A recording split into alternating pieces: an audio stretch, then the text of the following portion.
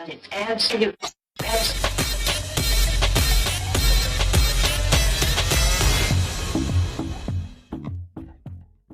Assalamualaikum warahmatullahi wabarakatuh. Waalaikumsalam warahmatullahi wabarakatuh. Selamat datang di channel Tri Hartanto.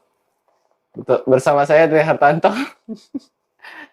Dan kali ini saya dapat kesempatan lagi. Mantap nih sama Dr. Adria, coy. Wah, Google. Wah, Google apa? Video kali ini saya mau ngebahas sama Dr. Adria. Ada beberapa pertanyaan sama mitos-mitos yang masih banyak beredar di luaran, Dok.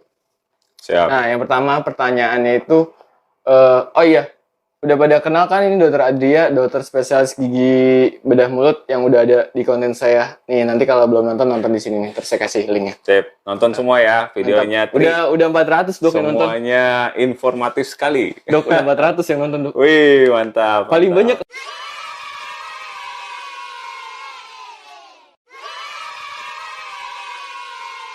Iya coy, serius 400 teman-teman bisa lihat di konten cast. Amin. Mudah-mudahan makin banyak yang nonton. Amin. Dok, nah yang pertanyaan itu tuh tentang infeksi gigi itu kebanyakan tuh ada pada di wanita atau di pria, Dok? Infeksi gigi itu mungkin saya sedikit cerita tentang infeksi Dokter gigi cantik lah nanti ya. keluar aja nggak apa-apa, Dok. Jadi infeksi gigi itu adalah Sini keadaan nggak kelihatan. keadaan di mana gigi itu terpendam di dalam tulang. Nah, ini seringkali membuat masalah nih. Jadi gigi itu kadang membuat gigi depannya jadi rusak. Atau gigi yang terpendam ini juga bisa menjadi suatu potensi kista ya. Kista yang disebabkan oleh gigi. Makanya buat semua yang belum pernah ronsen gigi, mendingan ronsen deh. Ronsen gigi biar kelihatan ada gigi yang terpendam, infeksi atau tidak. Nah, gigi infeksi ini sebenarnya sebenarnya secara statistik gitu ya, malah lebih banyak di perempuan sebenarnya. Karena gigi infeksi ini sering terjadi pada pasien yang mempunyai rasio panjang rahang dengan lebar gigi yang berbedanya jauh. Jadi misalnya nih, giginya gede-gede, Sip. tapi rahangnya kecil. Oh gitu. Nah, itu sering terjadi infeksi. Nah, emang kalau di Asia itu bentuk rahang perempuan itu jauh lebih kecil dibanding dengan bentuk rahang laki-laki. Oh, perempuan lebih Sebenarnya kecil. gitu. Oke. Makanya sehingga lebih banyak terjadi sebenarnya di perempuan dibandingkan di laki-laki. Selain itu juga beberapa studi suggest tuh memperkirakan kalau laki-laki itu mempunyai diet atau makanan yang cenderung lebih keras dibandingkan dengan perempuan. Diet Ya, jadi makanan-makanan cowok mungkin apa batu, ya? kerikil. Dagingnya alot lah atau buahnya kagak dipotong-potong dulu Langsung langsung sikat. disikat aja. Nah, iya. itu membuat stimulasi pertumbuhan rahang lebih cepat dan lebih besar sehingga kemungkinan infeksinya malah biasanya lebih kecil dibandingkan perempuan. Dan meskipun ini tidak terlalu relevan sih ya, cuman di rumah sakit tempat saya bekerja juga cenderung pasiennya lebih banyak perempuan dibandingkan laki-laki. Ternyata. Tapi memang kalau jumlah pasien sih kan tergantung ya, apakah si laki-laki itu nggak mau datang atau gimana juga Iya. menjadi satu faktor. Laki-laki lebih strong atau merasa dirinya kuat ntar pas udah sakit banget. Biasanya biasanya belum diurus laki-lakinya. Sekarang udah ada yang ngurus ya? Insya Allah, doain ya Dok, bentar lagi. Insya Allah. Nah, jadi itu juga mungkin jadi salah satu pertimbangan kenapa infeksi itu lebih banyak di perempuan. Tapi sebenarnya sih perbedaannya juga nggak terlalu signifikan ya. Jadi memang juga laki-laki juga banyak juga yang kena infeksi. Jadi intinya sih mau perempuan atau laki-laki, saran saya foto ronsen deh buat apalagi yang belum pernah foto ronsen, karena kalian nggak pernah tahu kondisi giginya seperti apa kan. Jadi saran saya cek lah, apalagi di usia-usia dewasa muda, Oh, dewasa muda berapa tuh range-nya, Dok? sekitar 20 sampai 25 tahun lah. 20 sampai 25 tahun. Nah, Oh, Karosa itu. nggak masuk, Karosa. Nggak apa-apa. Itu apa, rentang-rentang usia yang rentan mulai terjadi infaksi gigi. Oh, alah. Gitu mungkin. Penyebabnya itu ya, Dok, yang rahang. Cenderung rahangnya kecil, giginya besar. Oke. Jadi menyebabkan giginya nggak bisa keluar. Gitu. Tempatnya terbatas. Dan kebanyakan ada dia di wanita kalau yang pas di tempat dokter ini praktek ya. Iya, betul. Berarti sarannya dokter, teman-teman mending langsung lah panoramik. Gunakanlah BPJS-nya Anda. Tuh. Ini bukan promo. Buat yang swasta juga boleh. Oke. Nah, jadi ntar kalau misalkan teman-teman ada mau pertanyaan tentang infaksi gigi, boleh tanya di kolom komentar.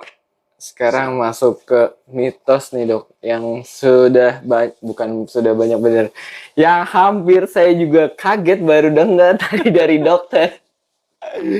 Mitos kalau bengkak terus diteblokin daun pepaya terus bisa kempes, itu gimana nih, Dok? Ya Gue mungkin baru dengar, sumpah. mungkin ini sebenarnya lebih ke apa ya? Lebih ke tradisi kali ya, atau pengobatan-pengobatan alternatif mungkin ya. Tapi mungkin selain itu mitosnya juga karena daun pepaya juga, menurut saya nih ya, ini juga apa, prediksi saya, asumsi saya. Kayak Karena ramalan. kita kan biasa pakai daun pepaya untuk melunakkan daging kan. Oh iya, kalau misalkan pas kurban ya. Kayaknya dari situ deh. Iya. Jadi kalau kita mau bikin sate misalnya, Iya. nah daun pepaya biasanya suka dagingnya itu Di ditaruh atasnya. di Daun daun pepaya pepaya. dulu kan, Oke. supaya katanya biar lebih empuk segala macam gitu kan. Gue juga nggak tahu apakah bener dalam sate pun gue masih nggak yakin tuh bener nggak sih Empuk atau bisa nggak? jadi lebih empuk gitu ya. Tapi yang pasti sih saya pernah mendapatkan waktu saya masih mendalami sekolah bedah mulut Gimana, Dok? di beberapa daerah, Oh, beberapa daerah. ada yang pasien itu datang dengan kondisi sudah bengkak dari rahang bawah Rahang bawah sih, sampai menyebar ke daerah leher.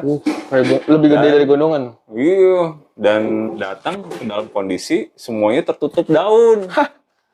Saya bingung awalnya, ini apa, ini perban atau apa gitu. Saya tanyalah ke pasiennya, ini pakai daun apa ini kenapa ditutup begini? Kata saya gitu, kenapa nggak pakai perban? Tahu kan perban lebih jelas ya, pakai betadin kayak perban gitu. Aduh, daun. Ini pakai daun gitu. Terus dibilang dia, iya dok, saya ini pakai daun pepaya karena dibilangnya ini daun pepaya itu yang direbus bisa mengempeskan bengkak. Saya sampai aduh, Mau ketawa apa gimana? antara mau ketawa dan sedih gitu ya. Karena kondisi pasien itu udah gawat banget. Serius, Karena, Dok? iya, jadi semua daging di daerah leher itu sudah terbuka. Aduh. Oleh karena infeksi yang disebabkan dari gigi, coba bayangin. Makanya buat kalian juga yang punya gigi-gigi berlubang dan atau sisa akar gigi, jangan dibiarin diam, karena kalian nggak pernah tahu kapan itu akan menyebabkan infeksi yang hebat terhadap kesehatan kalian sendiri gitu kan. Nah itu salah satu mitos yang berkembang, dan ternyata setelah saya konfirmasi pun pada beberapa kolega saya yang di daerah masih ada itu hal-hal kayak gitu terjadi. Jadi sampai ada sekarang? beberapa, iya sampai sekarang loh, bayangin 2021. Tapi karena memang saya juga berpikir di daerah yang agak terpencil mungkin edukasinya kurang, atau mereka pun mungkin terbatas terhadap koneksi untuk mencari informasi ya, kayak gitu. Internet juga lah ya. masih internet atau apapun mereka masih terbatas. Jadi mereka masih terus melakukan hal-hal seperti itu gitu, sehingga ya itu mengagetkan juga. Dan apa ya, bahkan bisa menyebabkan kematian kalau misalnya nggak dirawat dengan baik kan. Jadi ya itu salah satu mitos yang saya juga kaget dan cukup unik sih ya gitu. Daun pepaya coy. Sampai bisa mereka Dipraktekin. percaya Iya, seperti itu gitu ya. benar. Jadi gue nggak bukannya mau mendowngrade pengobatan herbal lah ya. Cuman kita itu jangan terlalu Termakan. jangan terlalu memberikan kepercayaan seluruhnya terhadap pengobatan-pengobatan alternatif seperti itu. Jangan gitu. terlalu penuh percaya. Oke lah, dia bisa, menurut saya pengobatan herbal atau pengobatan alternatif itu lebih baik untuk menjadi pengobatan suportif. Jadi pengobatan yang intinya itu tetaplah kalian ke dokter. Tapi kalau kalian mau menyambangi pengobatan dokter dengan pengobatan alternatif, silahkan. Mungkin itu bisa membantu juga. Tapi saran saya tetap ke dokter juga gitu. Yang intinya dari tetap ke dokter. Iya, horor juga sih Dok. Udah kebuka, ditutup pakai daun pepaya. Coba, ini kayak daging hewan yang mau dimasak gitu kan. Makanya. Ini daging orang sehat. Cukup bayangkan teman-teman kalau misalkan itu kayak gimana ya kalau teman-teman ngeliat langsung kayak gitu ya, pantas nggak dia shock ya. Makanya. Mudah-mudahan edukasi mitos ini teman-teman bisa sebar ke teman-teman yang lain, terus sebar lagi, jadi semua teredukasi dan mudah-mudahan nggak ada lagi yang nemplok-nemplok itu pakai daun pepaya, ya Dok ya. Ya, amin. Nah, masuk ke mitos yang kedua. Apa Dok yang tadi itu mitos yang habis dibius. iya, habis misalkan Dokter Adria ini kan kalau misalkan bius itu kan lebih identik ke kamar operasi. Nah, orang yang bisa dikasih tahu Dok kalau misalkan orang yang masuk ke kamar operasi itu untuk kayak gimana tindakan atau apa aja. Jadi dia harus melakukan pembiusan tuh gimana? Ya. Jadi saya ini kan spesialis bedah mulut. Spesialis bedah mulut itu spesialis yang pendalaman dari bidang kedokteran gigi. Nah, karena kita bedah mulut, jadi kita bisa masuk ke ruang operasi. Nah, di ruang operasi itu ngapain aja sih gitu. Nah, salah satu yang paling banyak saya kerjakan itu adalah pengangkatan gigi impaksi. Yang tadi yang di awal tuh udah bilang ya. Pada beberapa kasus gigi impaksi itu bisa menjadi ekstrim atau bisa sangat sulit untuk dilakukan pengangkatan apabila dalam pembiusan lokal. Oh iya. Jadi misalnya posisinya yang kebalik atau terpendam di dalam tulang yang sangat jauh atau pasien punya ansietas yang terlalu tinggi. Atau apa gitu tuh Dok? Maaf, ansietas. Jadi pasiennya takut banget. Nggak berani banget untuk dilakukan pengangkatan dalam anestesi lokal gitu ya. Nah, itu salah satu indikasi yang bisa kita lakukan untuk dimasukkan ke kamar operasi. Jadi maaf Dok, saya bilang. Nah, jadi itu yang dijelasin sama Dokter Adria. Nah, ini masuk ke mitos yang tadi nih. Jadi tadi udah dijelasin sama Dokter Adria. Masuk ke mitos yang tadi itu banyak kan yang misalkan sudah masuk ke kamar operasi. Ini bukan buat gigi doang ya Dok ya, hampir semua ya, mayoritas nih. Jadi ini hampir universal global. Jadi dia nggak bangun lagi. Itu mitos yang masih banyak beredar. Itu coba tolong dijelaskan biar netizen dan halayak kamu nggak mikir yang kayak gitu lagi. Ini tuh sebenarnya mitos, tapi juga bisa terjadi juga gitu ya. Jadi seringkali banyak beberapa pasien saya itu yang setelah saya jelaskan kondisinya dan harus dilakukan operasi, tiba-tiba dia nanya, "Dok, nanti kalau dibius nggak bangun lagi," katanya gitu. Nah, jadi bius total itu adalah jadi bius total itu atau anestesi umum ya disebutnya, itu kondisi di mana pasien akan ditidurkan untuk sehingga pasien tidak merasakan sakit sama sekali pada saat dilakukan operasi. Nah, sebenarnya memang kompetensi ini akan lebih baik untuk disampaikan oleh dokter spesialis anestesi. Mungkin nanti akan ada sesinya. Dokter Gafar ya, ntar saya mudah-mudahan Tadi dokter Gafar udah pulang ntar ya. Jadi saya lanjut nih tentang anestesi. Mantap. Masuk. Jadi setelah lakukan bius total itu, pasien akan tidur nih. Nah, tidur ini juga kita lakukan kontrol lah ya. Jadi akan dikontrol oleh dokter spesialis anestesi supaya pasien tetap tertidur, tapi tidak tidur sampai yang nggak bisa bangun lagi gitu. Iya. Jadi sebenarnya bius total bisa bikin pasien nggak bangun lagi. Ada beberapa kondisi iya sih gitu, tapi ini tuh bukan suatu hal yang sering terjadi, bukan suatu hal yang apa ya istilahnya, aduh saya tiba-tiba kesandung batu gitu terus jatuh, nah itu nggak sesering itu, itu ini suatu hal yang sangat terkontrol dan kita melakukan banyak persiapan sebelum bius total itu untuk memastikan pasien itu dalam kondisi baik dan bisa dibius total dan bisa bangun lagi dong yang pasti gitu. Memang pada beberapa kasus, misalnya pasien ini mengalami keadaan yang harus dilakukan operasi secara emergensi. Darurat. Kita sebut itu sebagai operasi sito. Nah, sito ini itu kondisinya bisa ada dan bisa harus dilakukan. Pada saat kondisi sito, persiapan yang dilakukan itu nggak bisa terlalu mendalam. Karena operasinya itu mengejar lebih waktu dengan nyawa ya dok ya.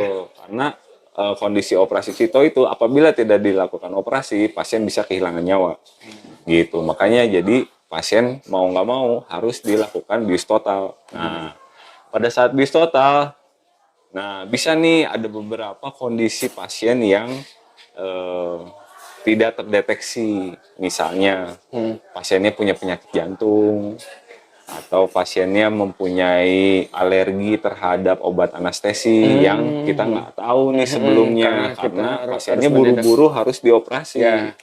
Nah, pada kondisi tersebut,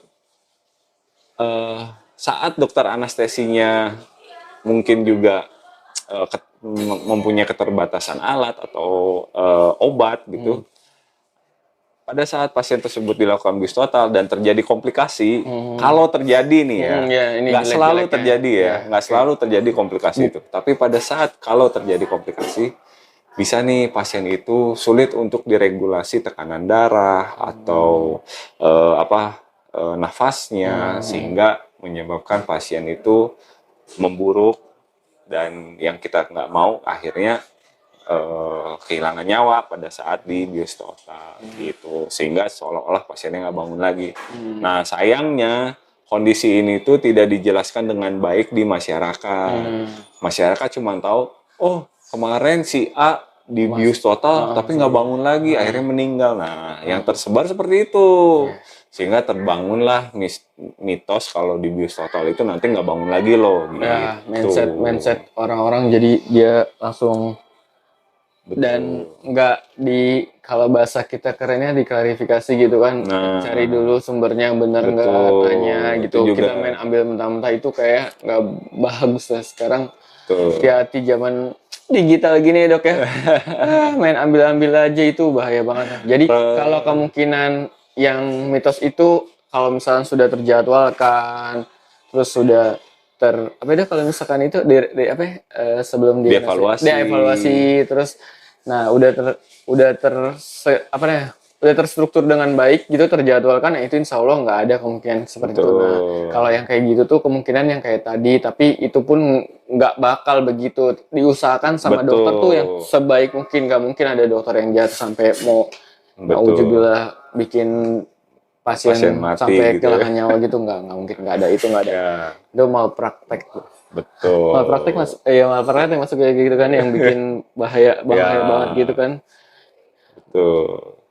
Nah jadi kurang lebih kayak gitu teman-teman. Ada satu lagi dok, yang tadi tuh apa ya, saya lupa.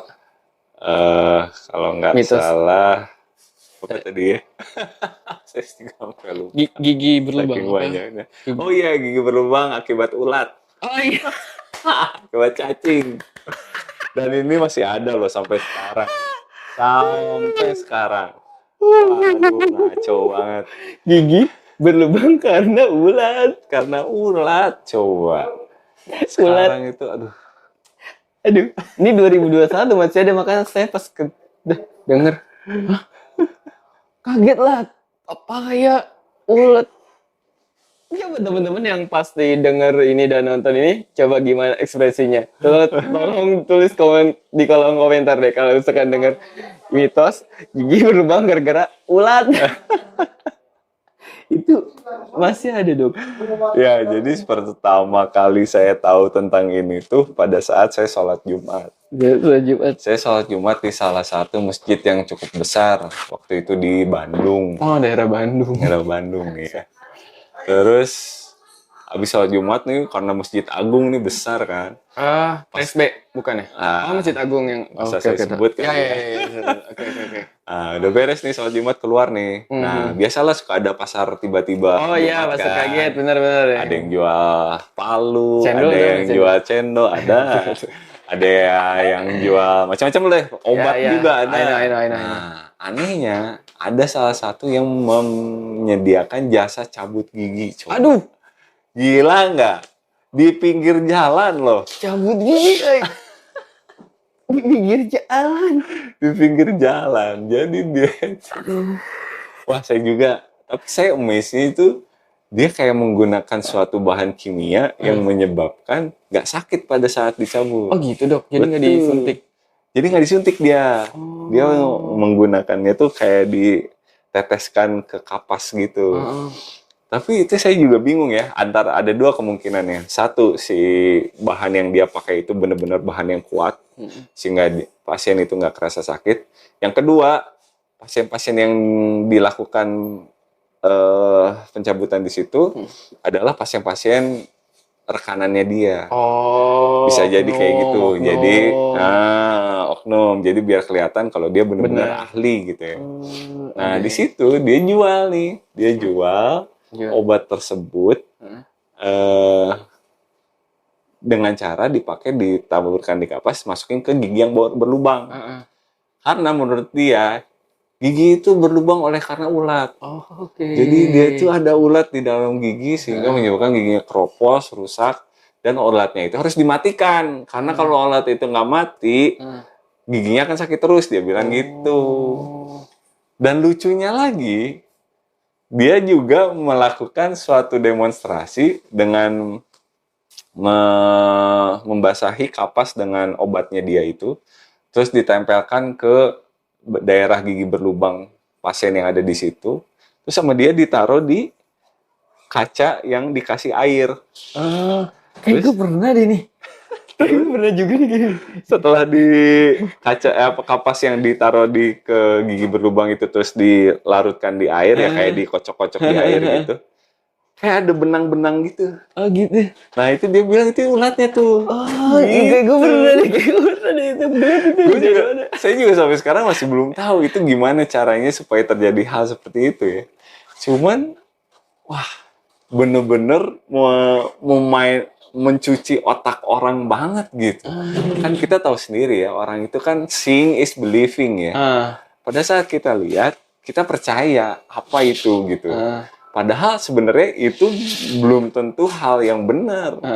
Nah itulah yang menyebabkan dia laku, banyak orang yang beli segala macam, dan itu mitos tersebar sangat kuat di masyarakat. Gila. Kalau gigi berlubang itu sama ulat, nggak usah ke dokter gigi, beli aja obatnya dia. Gitu dia bilang.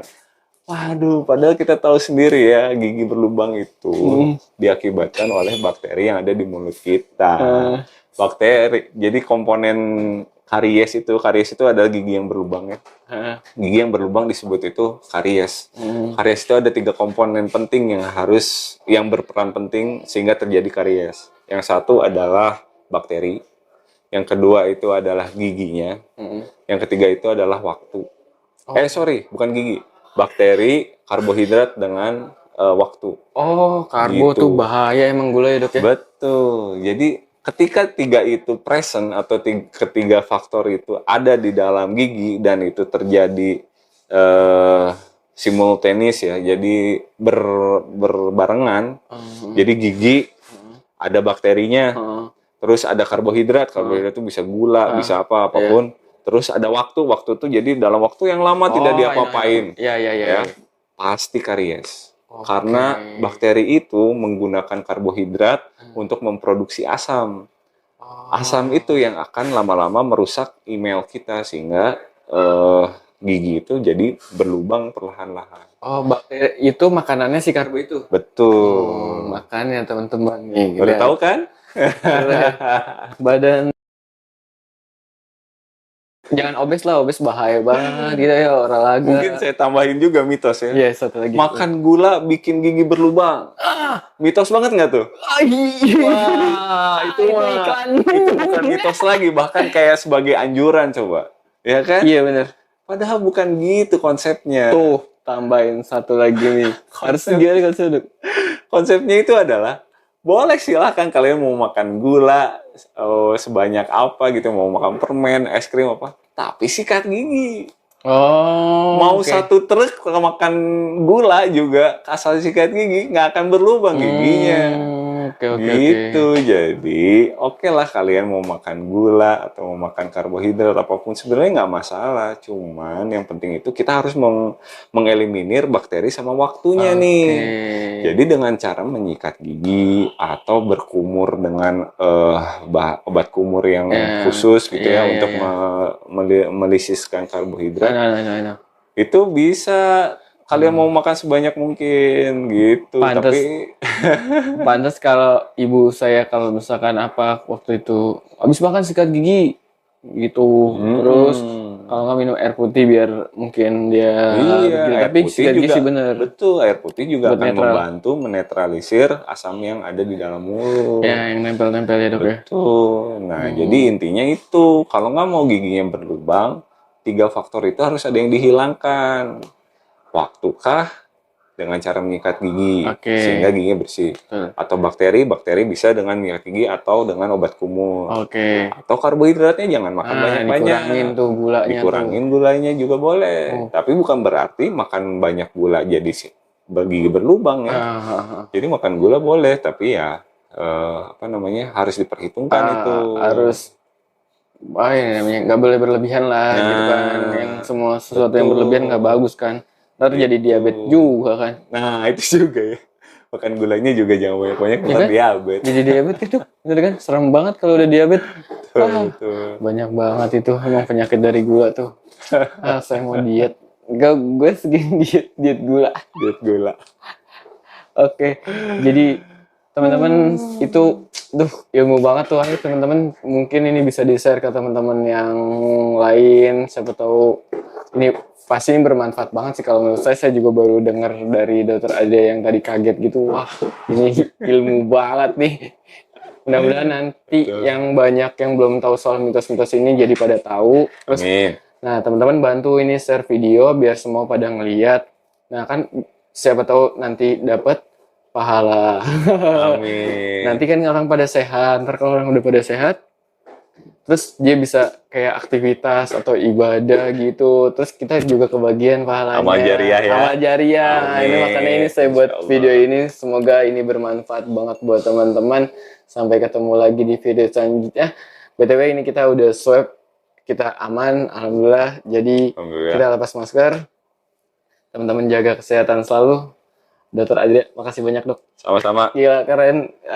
Kalau teman-teman mau saya collab lagi sama Dokter Adria, komen, follow Instagramnya. Ntar saya taruh di sini nih. Ntar saya nama Instagramnya nih. Sip.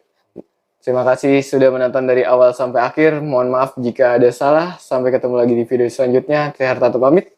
Dokter Adria pamit. Pamit juga. Assalamualaikum warahmatullahi wabarakatuh. Bye. Sehat selalu. Salam sehat. Mantap.